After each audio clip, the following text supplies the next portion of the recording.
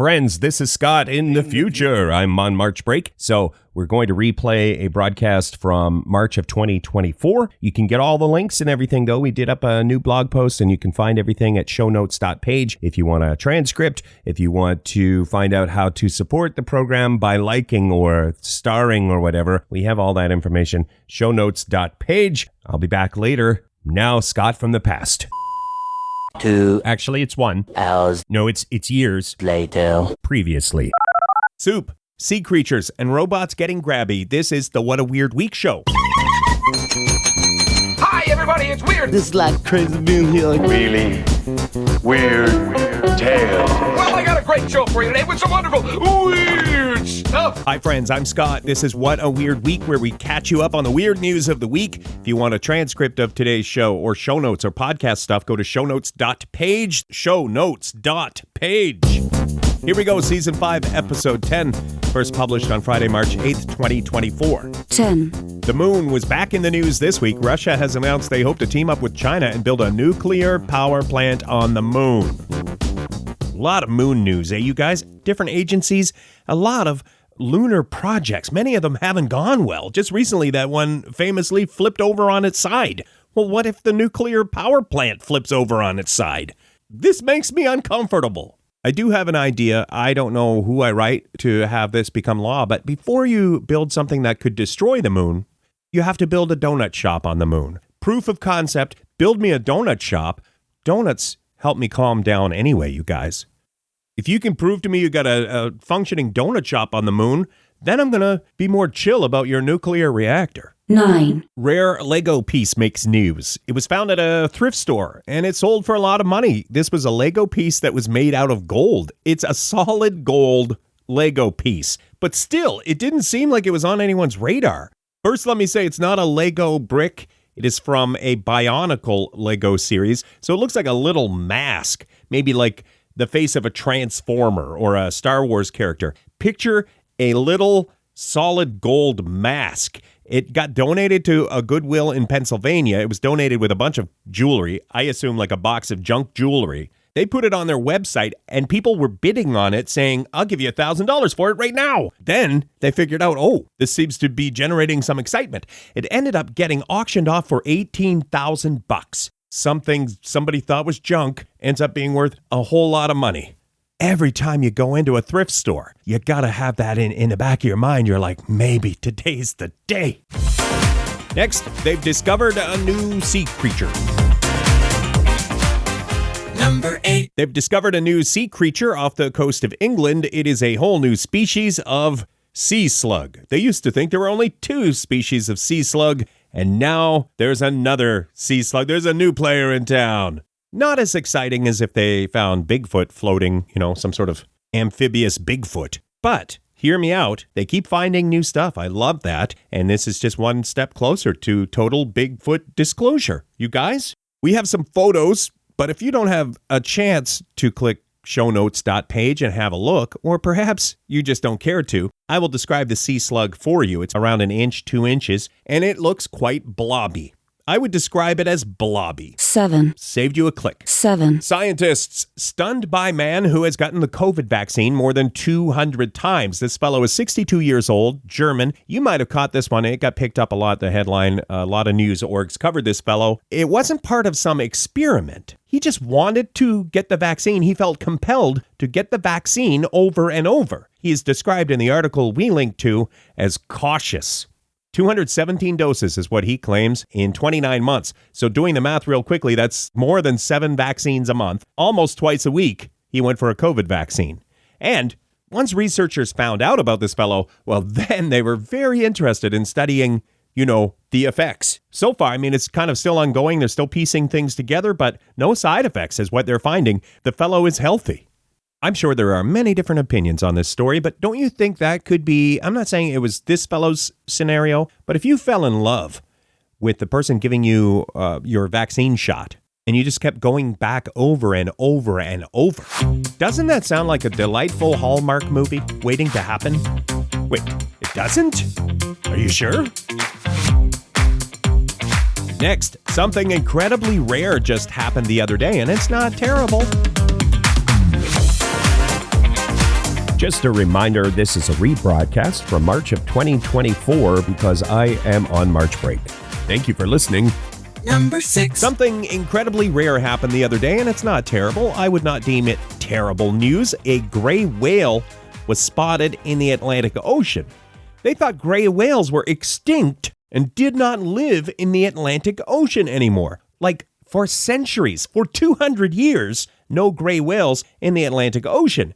And then the news this week was gray whale spotted off the coast of Nantucket. It is considered so unusual that one of the professional spotters in the story is quoted as saying, "I didn't even want to say what I thought it was because it seemed crazy." We linked to some great photos. If you click shownotes.page, you can find that link in today's show notes. If you don't have a chance to click, I'll describe the photos for you. A whale in the water. It is a classic whale in the water shot. Also, I should say, when I mentioned this wasn't terrible news, I mean, it's nice that the gray whale isn't extinct. But some of the experts are saying that this is perhaps due to climate change. And of all the changes, it's one of the worser changes. The time change this weekend also is not high up there on my list of good things. So research is ongoing, but that's where we are right now. 5. How often does Campbell's Soup come out with a brand new flavor? They have. Campbell's Soup is in the news for their limited time offer of grilled cheese and tomato soup. I don't know if it's like this where you're at, but at my grocery store, soup has been hit by shrinkflation. It's frustrating. All I want is a delicious can of soup at a reasonable price. But I tell you what, you come up with a brand new soup flavor, you're going to keep bringing me back to the soup aisle. In the article, they describe the taste as traditional Campbell's tomato soup, which is delicious. This portion of the show not sponsored by Campbell's, but they know their way around tomato soup, you guys. So it's tomato soup and cheddar cheese flavor, Monterey Jack cheese, and a this is a quote, surface-ripened semi-soft cheese like Munster. I have a very unsophisticated palate, so I don't know what any of that means, actually, but I am willing to try it.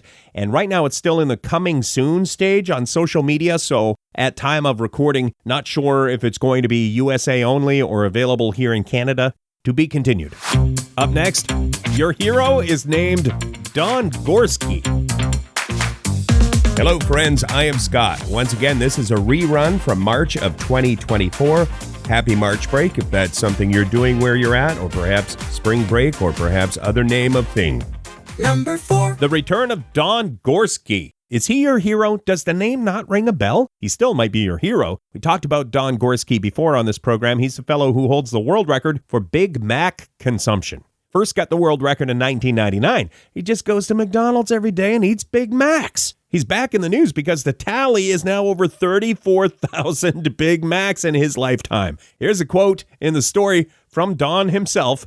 Many people thought I'd be dead by now.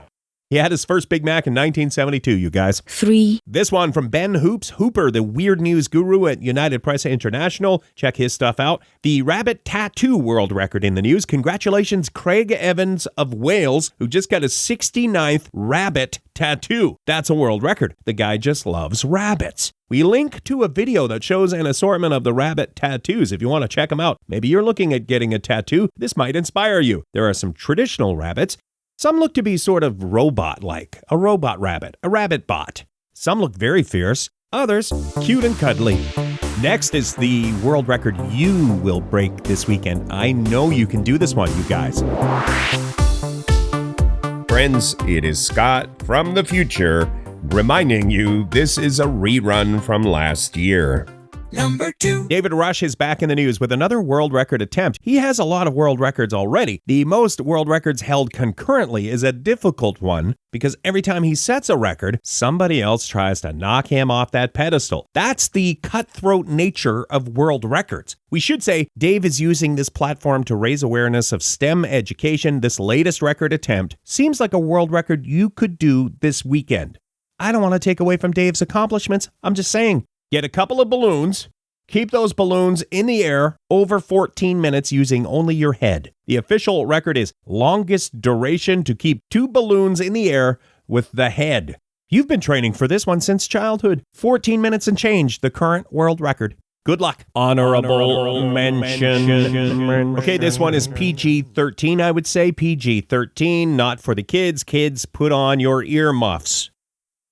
Just because it involves nudity, and a saucy name for this event? Maybe you saw this in the headlines. A group of nudists in Pittsburgh have made news because they're planning a naked bowling event. Whoever is in charge of organizing this event and raising awareness, they have done an incredible job because this got picked up by a lot of news orgs. So the Pittsburgh area naturalists are hosting an event. You can find this on Facebook. It's called the Balls Out Bowling Event. You know, like bowling balls at a bowling alley in Pittsburgh. You have to be nude to participate. It's not clothing optional. It is no clothing mandatory, maybe is how I would describe it. No photography allowed, nothing saucy, and participants are asked to bring a towel, which you should always have at bowling anyway. Anytime you participate in bowling, you should bring a towel. Another honorable mention. This week, a robot made headlines. Should we ever trust robots, you guys? Right now, my vote is no, never. This robot in the news is dubbed the first male robot of Saudi Arabia. It's a robot that looks like a dude. And in the video that got trending, the lady reporter is talking about the robot as they unveil this robot that looks like a dude. And the robot looks as though it reaches out and tries to maybe grab the reporter's butt. Definitely that is what it looks like.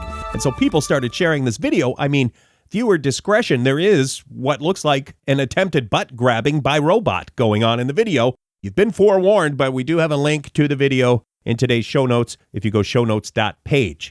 This is how it all starts, you guys. Robots trying to cop a feel, and eventually that leads to robot takeover. World domination. It has begun. Next, our number one story involves a holiday you might not have heard of and an unusual tradition that you can be a part of.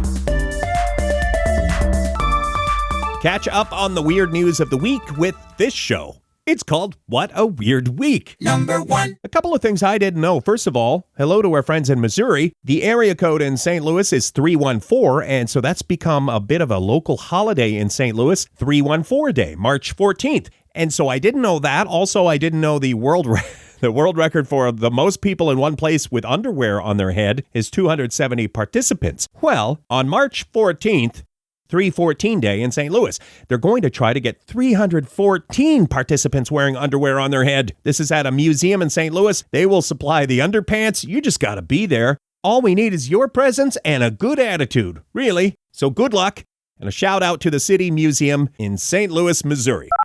And that was Christmas 1984. No, wait, that was March of 2024. Thanks for checking out the show as we take a week off for March break. Thanks for visiting shownotes.page for all the stuff related to the show and, of course, the show notes. And thank you to Funhouse Radio for broadcasting our program. You can get us on the YouTubes and all of the places where you get podcasts.